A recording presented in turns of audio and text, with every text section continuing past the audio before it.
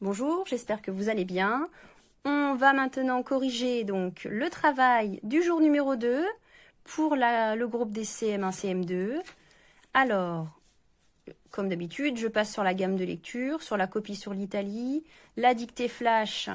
On s'intéresse tout de suite à la phrase du jour, donc qui est la même que toute la semaine, pour laquelle vous deviez noter toutes les natures de chaque mot. Du coup, je vous laisse découvrir ça. Je vous rappelle que la nature des mots se trouve dans le dictionnaire. Et si jamais, en cherchant dans le dictionnaire, il y avait plusieurs natures disponibles parce qu'il n'y avait pas forcément le même sens, il faut bien regarder le sens du mot pour savoir. Bon, ici, il n'y avait pas vraiment de difficulté particulière pour cet exercice. On passe au vocabulaire tout de suite. Alors, je présente d'abord les exercices du groupe jaune. Bonjour, j'espère que vous allez bien. On va maintenant corriger donc le travail du jour numéro 2 pour le groupe des CM1, CM2. Alors, comme d'habitude, je passe sur la gamme de lecture, sur la copie sur l'Italie, la dictée flash. On s'intéresse tout de suite à la phrase du jour, donc qui est la même que toute la semaine, pour laquelle vous deviez noter toutes les natures de chaque mot. Du coup, je vous laisse découvrir ça. Je vous rappelle que la nature des mots se trouve dans le dictionnaire. Et si jamais, en cherchant dans le dictionnaire, il y avait plusieurs natures disponibles parce qu'il n'y avait pas forcément le même sens, il faut bien regarder le sens du mot pour savoir. Bon, ici, il n'y avait pas vraiment de difficulté particulière pour cet exercice. On passe au vocabulaire tout de suite. Alors, je présente d'abord les exercices du groupe jaune. Donc, vous aviez à faire des exercices sur les synonymes. C'est une notion qu'on avait déjà vue en classe. Je vous rappelle que des synonymes, comme vous avez pu le revoir dans vos leçons, sont des mots qui vont avoir un sens proche ou bien le même sens, qui vont permettre d'éviter des répétitions, pour éviter d'avoir des textes et des phrases trop lourdes. Et puis, ces synonymes doivent avoir la même nature. Alors, les natures, on vient juste d'en parler juste au-dessus. Donc, si on a un nom, on ne peut pas le remplacer par un verbe. Ça, c'est important parce que vous allez justement avoir ce genre d'exercice. Si on a un nom, on doit le remplacer par un nom. Si on a un verbe, on le remplace par un verbe. Si on a un adjectif, par un autre adjectif, etc. etc. Il faut bien regarder aussi quel est le registre de la langue. On peut s'en servir de ça. On peut évidemment, en fonction de ce à qui on va parler, on va pouvoir utiliser un registre plus ou moins soutenu. Si je suis dans la famille, je peux dire ma frangine. À l'école, je vais devoir dire ma sœur. Donc ça, ce sont quand même des synonymes, ce sont quand même des mots qui veulent dire la même chose. Mais évidemment, selon la situation dans laquelle on se trouve, on va éviter quand même de dire frangine pour sœur, par exemple. Alors, on regarde les exercices, page 156. Vous aviez l'exercice 1. Alors, regardez comment moi j'ai fait. J'espère que c'est de la même façon que vous avez procédé sur votre cahier. On vous demandait simplement d'associer chaque mot à son synonyme. C'était pas forcément la peine de recopier les mots. Dans ce type d'exercice, vous pouvez tout à fait simplement écrire, comme je l'ai fait, A, 2. Alors A, c'était difficile, que j'ai mis avec compliqué. Difficile et compliqué, ce sont des synonymes. Ensuite, B, c'était plein, que j'ai associé avec rempli. Ensuite, coucher, donc le verbe coucher, je l'ai associé avec l'autre verbe allonger. Le verbe voir, je l'ai associé avec le verbe apercevoir. En plus, c'était facile, il y avait voir dans les deux. Enfin, pour le verbe dire, je l'ai associé avec le verbe raconter. Dans le deuxième exercice, pareil, on minimise la part de l'écrit. Je sais que c'est pas facile d'avoir beaucoup de travail, donc on n'est pas obligé de tout recopier. Surtout qu'ici, une fois de plus, on vous demandait simplement de recopier l'intrus. Donc pas la peine de tout recopier. On écrit le numéro de la série A, et puis on écrit simplement l'intrus. En plus, moi, j'ai même pas écrit le petit déterminant devant. Alors, vous aviez la liste avec un broc, une carafe, un pichet et un vase. Alors, je ne sais pas si vous saviez tous exactement ce que c'est qu'un broc. Alors, ça s'écrit un broc, mais ça se dit un broc. Donc, un broc, c'est pareil qu'une carafe et qu'un pichet. C'est donc pour ça qu'on a choisi un vase. Le vase sert à mettre des plantes, il ne sert pas à distribuer de l'eau. Le pichet, la carafe, le broc, ce sont des récipients qui permettent ensuite qu'on puisse se servir de l'eau. Pas le vase. Normalement, on ne boit pas vraiment l'eau des fleurs. C'est pas vraiment recommandé. Ensuite, dans la série B, vous aviez manger, s'alimenter, se nourrir et boire. Alors, ce sont des mots qui se ressemblent, ils sont dans le champ lexical de l'alimentation. Mais là, on veut des synonymes. Donc, manger, s'alimenter et nourrir, ça suppose quelque chose de plutôt solide. Alors que boire, ça suppose d'avoir une alimentation liquide. Donc, c'est pour ça qu'on va le mettre de côté. Dans la liste C, vous aviez paisible, drôle, calme et reposant. Évidemment, drôle, c'est pas vraiment calme, reposant ou paisible. Donc c'est pour ça qu'on va le mettre aussi de côté. Ensuite, vous aviez l'exercice numéro 3. Il fallait ici faire attention à la nature des mots. Vous deviez reconstituer des paires de synonymes en faisant attention à la nature des mots. Alors, enlever, ER, ôter, ER. J'ai mis deux verbes ensemble. Élever, éduquer, deux verbes aussi ici, ensemble. Alors, regardez ici et là. Vous aviez ces mots, et si on ne faisait pas attention à la nature, eh bien là, on pouvait les mélanger. Or, ici, incliné et penché, avec le « et », ça désigne un adjectif, donc on devait les relier ensemble. Et quand ils étaient à l'infinitif, ici, on devait les relier ensemble. Alors, geindre et se plaindre, gémissement et plainte, un récipient et un gobelet ensuite. Si jamais vous ne savez pas ce que les mots signifient, allez chercher dans le dictionnaire. Alors, même si vous n'avez pas de dictionnaire papier, vous avez peut-être la possibilité d'aller chercher sur Internet. Parfois, c'est ce qu'on fait aussi en classe quand on ne sait pas forcément comment le mot s'écrit, ce qu'il veut dire. On ne va pas systématiquement chercher dans le dictionnaire papier. Alors, n'hésitez pas à rechercher. Vous écrivez définition et puis vous écrivez le mot et vous aurez une définition qui vous permettra d'y voir plus clair. À présent, on continue avec les corrections des exercices de vocabulaire pour le groupe rouge. Alors, premier exercice, numéro 1, page 162. Alors regardez, une fois de plus, il n'y avait pas tant de choses que ça à écrire, puisqu'on vous demandait simplement de recopier un intrus dans chaque liste. Donc un intrus, ça fait un mot, parfois un peu plus avec un déterminant. Alors, dans la série A, vous aviez sympathique, aimable, agréable, courtois, gentil et insupportable. L'intrus était donc insupportable, puisque les autres mots désignent plutôt des choses qui sont charmantes. Des personnes qui vont être gentilles, ce sont plutôt des personnes qui sont charmantes. Dans la liste B, une activité, un emploi, un travail, une profession, une utilisation, un métier. Donc il fallait sélectionner une utilisation, puisque les autres désignent effectivement une profession ou un emploi. Enfin, dans la liste C, réduire, diminuer, supprimer, raccourcir, alléger. Alors celui-ci, c'était peut-être celui qui vous a donné le plus de fil à retordre. Il fallait donc choisir supprimer, puisque supprimer, ça désigne quelque chose qu'on va enlever complètement. Alors que les autres, réduire, diminuer, supprimer et alléger, ça va avoir une idée d'enlever une partie, mais pas complètement. Donc c'était comme ça qu'il fallait pouvoir choisir votre intrus. Pour l'exercice 2, vous aviez à reconstituer des paires de synonymes et puis les classer par nature. Du coup, ça donne... Il fallait bien faire attention à ce que nos paires aient bien la même nature. Alors ici, la chaleur et canicule, ce sont deux noms communs qui désignent à peu près la même chose, qui ont la même idée. Malaxer et pétrir, on pouvait les mettre ensemble, ce sont des synonymes, et en plus ce sont des verbes. Habile et adroit, deux adjectifs qui désignent pareil, deux synonymes. Casser et briser, deux verbes. Actif et dynamique, deux adjectifs. Enfin, vous aviez un exercice numéro 5, remplace les mots en gras par un synonyme appartenant à un autre niveau de langage. Ce qui signifiait que vous deviez utiliser des mots qui n'étaient pas dans le langage familier, puisque les mots qu'on vous proposait, c'était plutôt des mots familiers. Ma frangine passe en CE2. Frangine, ça voulait dire ma sœur, donc il fallait écrire ma sœur passe en CE2. Ensuite, quel est son boulot? Il fallait remplacer boulot.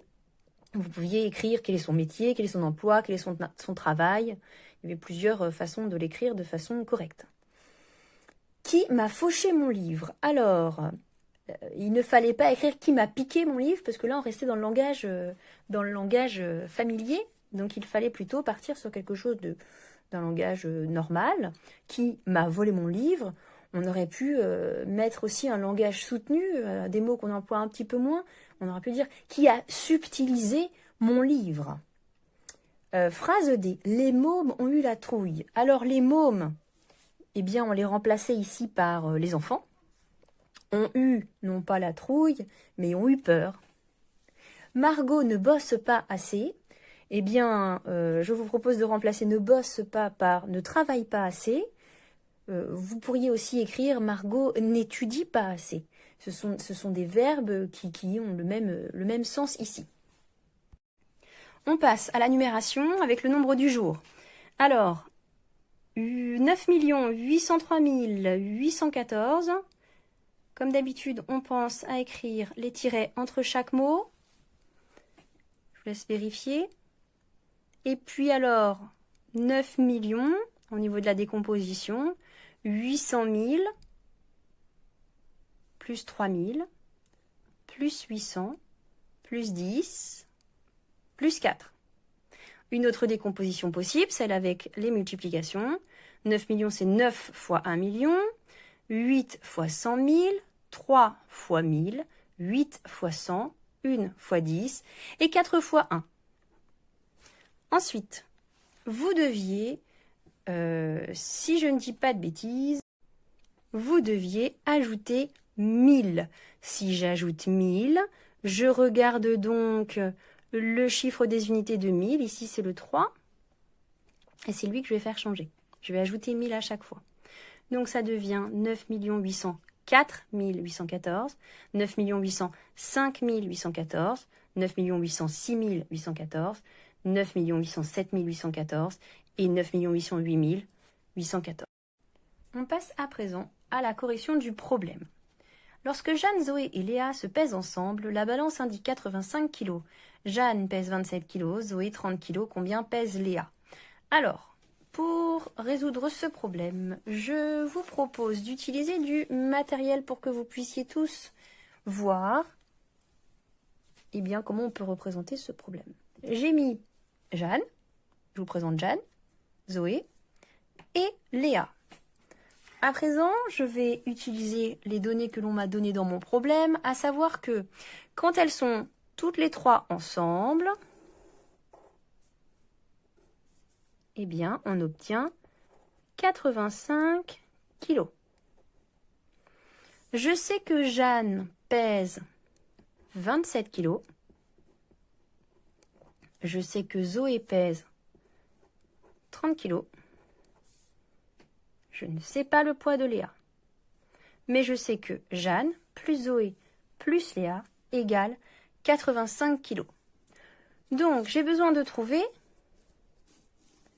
le poids de Léa. Pour ce faire, je vais donc chercher 27 plus 30. Je sais que Jeanne plus Zoé plus le poids de Léa que je ne connais pas, ça fait 85. Donc si je prends Jeanne plus Zoé, ça fait 57.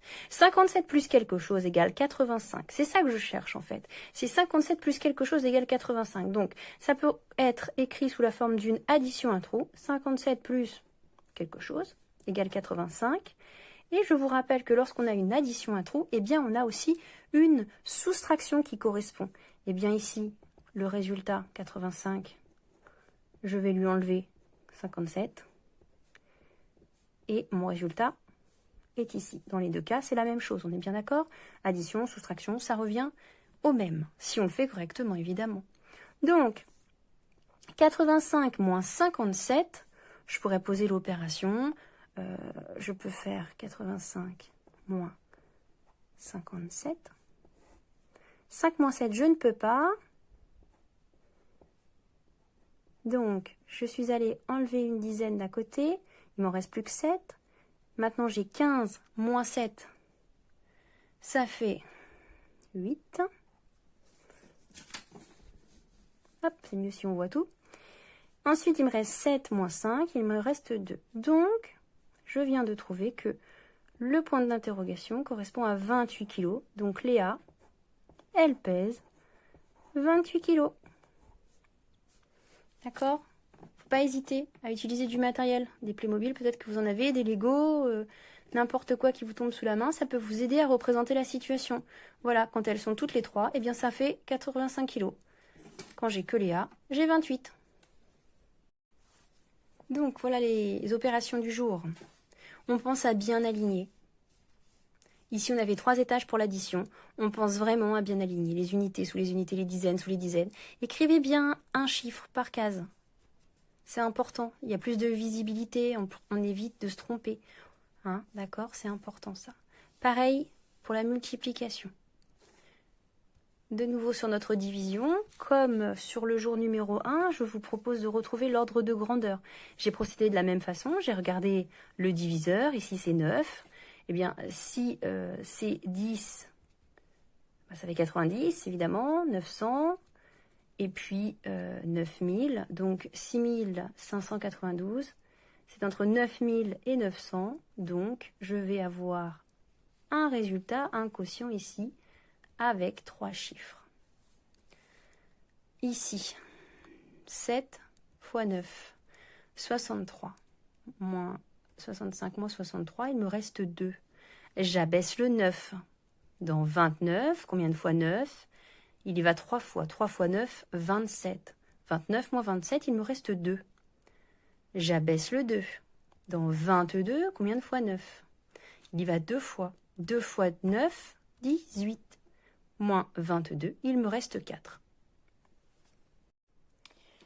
On va parler maintenant de symétrie. Alors, la symétrie, comme vous avez pu le revoir dans la leçon, c'est lorsque on va pouvoir, par exemple, plier le long d'un axe, que l'on va obtenir 2 images, 2 figures qui vont venir se superposer exactement. Alors, je vous refais le petit test qu'on fait souvent quand on est à l'école et qu'on apprend la symétrie. Eh bien, si je vais mettre de la peinture de ce côté, je vais appuyer un petit peu, je vais obtenir donc 2 taches qui vont être symétriques. Elles sont symétriques le long de cet axe. Alors, elle n'est pas très bien tracée droit. Elles vont être symétriques le long de cet axe. Donc, c'est l'axe de la pliure. Ça veut dire que si jamais je viens les remettre, elles vont se superposer exactement. Et on voit que, comme dans un miroir, ici on a un côté qui est plus avancé, et bien il se retrouve de l'autre côté, pas de ce côté-ci. D'accord? C'est souvent une erreur que l'on fait avec la symétrie. La symétrie, c'est pas je bascule sur le côté de la même image. C'est quand je viens plier, ça se superpose exactement. Alors pour la symétrie, on peut aussi utiliser le calque, hein, vous en aviez dans votre matériel. Alors si on veut vérifier si une figure a un axe, on la reproduit sur le calque et ensuite on va venir plier. On va venir plier pour essayer de voir si on a bien exactement 2 parties qui se superposent exactement. Alors ici, on voit bien que l'axe de la pliure ici c'est l'axe de symétrie du papillon. Si je l'avais plié dans l'autre sens,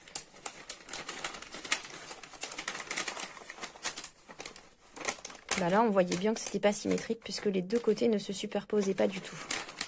Voilà. Donc, utilisez du calque. Hein, et vous pouvez aussi, si vous avez à la maison, utiliser une petite glace que vous mettez sur l'axe de symétrie. Et c'est comme quand on se regarde dans le miroir, eh bien, on va voir le message qui va se refléter dans la glace.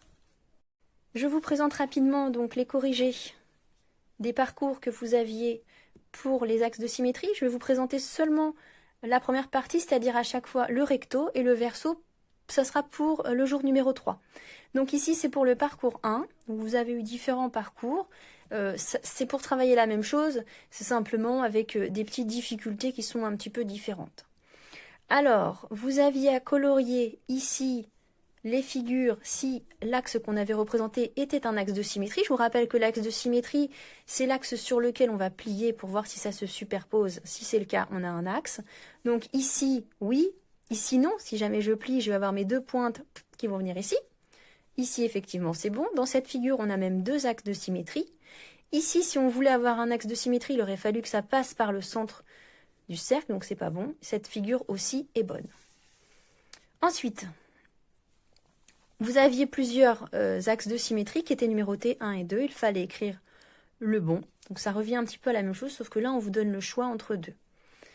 Alors, sur les cartes, ici, qui vous étaient présentées, parfois vous en aviez plusieurs, parfois vous en aviez qu'un seul. Je vous laisse regarder. l'exercice suivant, l'exercice 4, c'est le dernier qu'on va regarder ensemble. Alors, colorer les figures si elles sont symétriques par rapport à la droite en pointillé. Alors, regardez cette possibilité ici, c'est celle que je vous ai expliquée juste avant. Ici, on a simplement pris la figure et on l'a fait glisser de l'autre côté de l'axe. Alors ça, c'est pas de la symétrie. D'accord?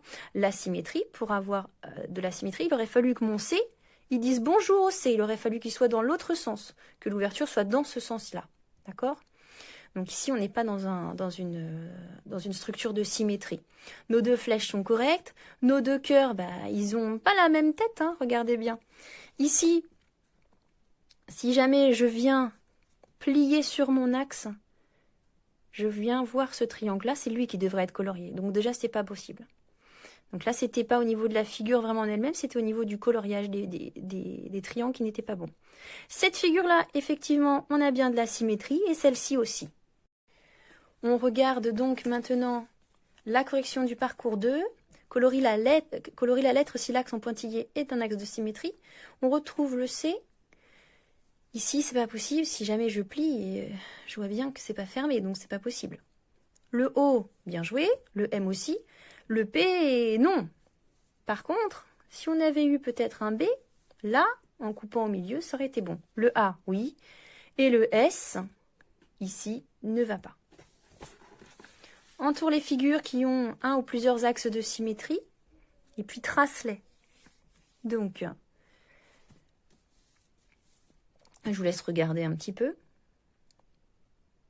Effectivement, ici, donc si on coupe en deux par égal, juste sur cet axe, on obtenait aussi un axe de symétrie. Et ici, celui-ci est un peu plus évident. Il est induit en plus avec les carrés. Ici aussi, on avait un axe de symétrie au milieu. Alors, dans celui-ci, qui représente un carré, on va retrouver les différents axes de symétrie du carré. Dans cette figure, il fallait couper en deux l'un des deux carrés qui composent la figure. Et ensuite, c'était bon. Et dans celle-ci, ça revient un petit peu à cette figure-là. Par contre, dans celle-ci, ce n'était pas possible. Ensuite, pour les panneaux de signalisation routière, on avait des axes de symétrie à trouver. Donc, je vous laisse regarder. Celui-ci, on n'avait qu'un seul. Celui-ci, deux, etc. Il fallait faire attention. Donc, le 8 permet qu'on ait un axe de symétrie. Si ça avait été un 70, par exemple, ce n'était pas possible. Utilisez toujours du calque si jamais vous avez un doute. Vous reproduisez, vous pliez, puis c'est bon. Comme ça, au moins, vous êtes sûr. Si jamais c'est sur une feuille que vous pouvez carrément découper, ben, vous découpez la figure et puis vous pliez. Le pliage, c'est vraiment quelque chose qui est très très utile quand on veut vérifier si on a un axe de symétrie. Ensuite, colorie en vert la figure qui est symétrique par rapport à l'axe. Alors ici, on a nos deux figures. Si jamais je montre mon dos, eh bien, la figure qui est dans l'axe face à l'axe de symétrie, eh bien, elle doit aussi me montrer mon dos. C'est le jeu du miroir, comme quand on travaille en classe avec le jeu du miroir. Même chose pour nos triangles, avec nos pointes de flèche, et pour nos cubes. On voit à présent la correction du parcours 3. Donc, il fallait entourer le drapeau si l'axe en pointillé était un axe de symétrie. Et on pouvait aussi tracer les autres axes quand il y en avait. Donc on a le drapeau, on a les drapeaux qui sont présentés ici. Voilà. Alors, trace tous les axes de symétrie des figures ici. Alors l'étoile, vous aviez du travail hein, pour tracer tous les axes de symétrie. Sur le losange, on en avait un petit peu moins, on avait les diagonales.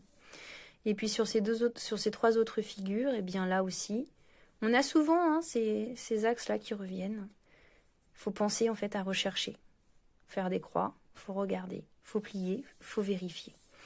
Dernier exercice que vous aviez sur cette partie de la feuille pour le parcours 3, dans chaque case, deux figures ne sont pas symétriques, colorie-les. Donc vous deviez, attention, là il y avait, la consigne disait de colorier ceux qui ne sont pas symétriques. J'espère que vous ne vous êtes pas fait avoir. Il fallait juste colorier ceux qui ne sont pas symétriques. Ça veut dire que les trois autres étaient symétriques. D'accord? Donc ici, eh bien, on retrouve le cas de figure habituel où j'ai une figure, j'ai un axe et je vais venir simplement glisser ma figure. Donc ça, c'est pas de la symétrie. Ici, on n'a même pas la même forme. Ensuite, on a le camion de pompier.